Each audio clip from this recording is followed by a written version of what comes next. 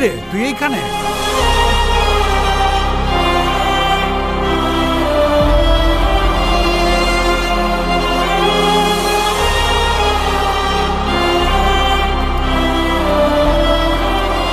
ওই দিন ওরে বাইর করে দেওয়ার পর ভাবছিলাম আমার অনেক কষ্ট হইব।